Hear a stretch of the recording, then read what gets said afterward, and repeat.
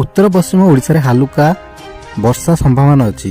शुक्रवार सुंदरगढ़ मयूरभंज और केउझर गोटे दुईटी स्थान में घड़घड़ी सह हालुका वर्षा हो पारे। शनिवार झारसुगुड़ा सुंदरगढ़ और केउझर और मयूरभंज में स्थान स्थान हालुका वर्षा संभावना रही। तो भिडियो संपूर्ण अपडेट जाना तेज ता पूर्व भिडियो टी लाइक कर चैनल सब्सक्राइब कर पाखे बेल आइकन पर क्लिक कर दिंतु।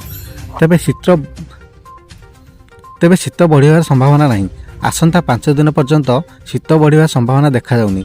हेले दक्षिण और आभ्यंतरीण ओडिशा समेत उपकूल केतक अंचल कुहुड़ी रहिबो। आसंता 3 दिन घन कुहुड़ी संभावना अच्छी। पाणीपाग विभाग कही 7 तारिख सकाळे पर्यंत राज्यर विभिन्न जिले में मध्यमरू घन कुहुड़ी हो पारे।